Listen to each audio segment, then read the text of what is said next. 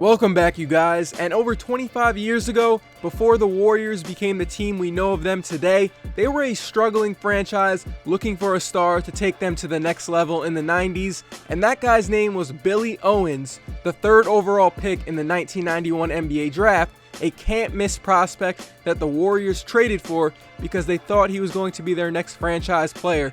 We're going to go through his time through high school and what ended his career with the Warriors. Let's try to hit 750 likes in the first day on this video. Shout out to MD Rollins for suggesting this video topic in the comments a few weeks back. Before we get into his time with the Warriors, let me tell you about his time as one of the best high school prospects in 1988. Billy Owens was considered the best basketball player to come out of the central Pennsylvania area since Wilt Chamberlain in the 1950s. He was a 6'8", 200-pound forward who frequently got player comparisons to Magic Johnson because of his ability to dribble, run the floor, and complete passes that other high schoolers wouldn't dream of making. Magic Johnson was Billy Owens' idol since middle school, and Billy modeled his game so much like Magic that his high school head coach had to beg him to take over games with his scoring ability. Billy Owens was obsessed with fundamental team basketball. From his sophomore to senior year, Billy Owens led his high school to 3 state championships, and he was the second-ranked player in the 1988 class next to Alonzo Mourning. He and Mourning were the co-MVPs in the McDonald's All-American game that year. Billy Owens was looking at North Carolina and Villanova, but he ended up accepting a scholarship to play at Syracuse because his brother was there. He played 3 years at Syracuse, but his last one was definitely his best.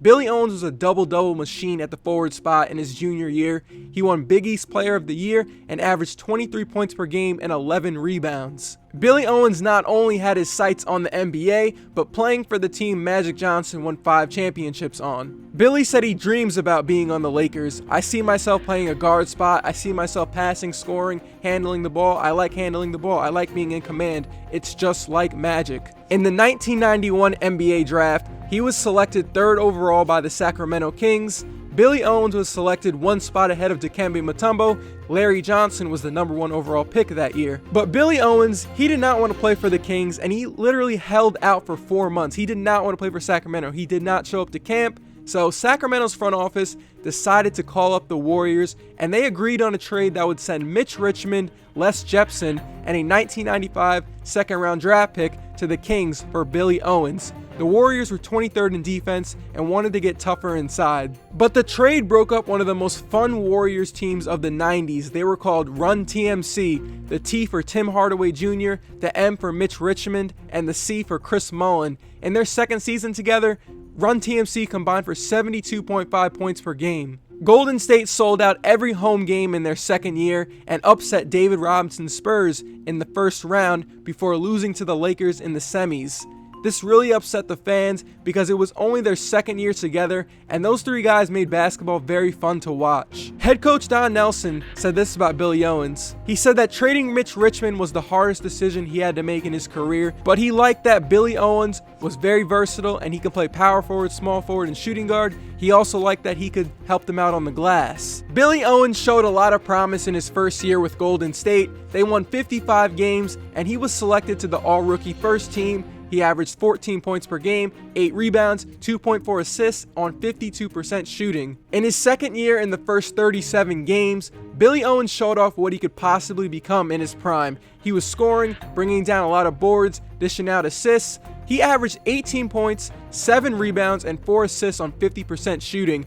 But he went down with a left knee injury that kept him out the rest of the year.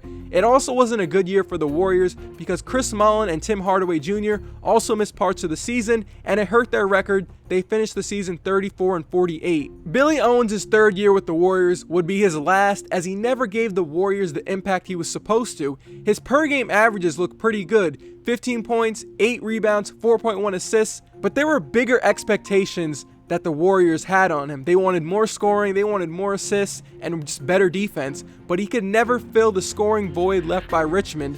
His defense and rebounding were never good enough to compensate for an already thin Warriors front line. The Warriors were very weak inside, very weak on the glass. They just were not a good defensive team or a rebounding team. Plus, he was a very bad three-point shooter. I don't even think, if you just check his stats on basketballreference.com, I don't even think he had a season above 20% three-point shooting with the Warriors. So Owens did not move the needle enough for the Warriors, and after getting swept by Charles Barkley's Suns, the Warriors traded him to the Miami Heat.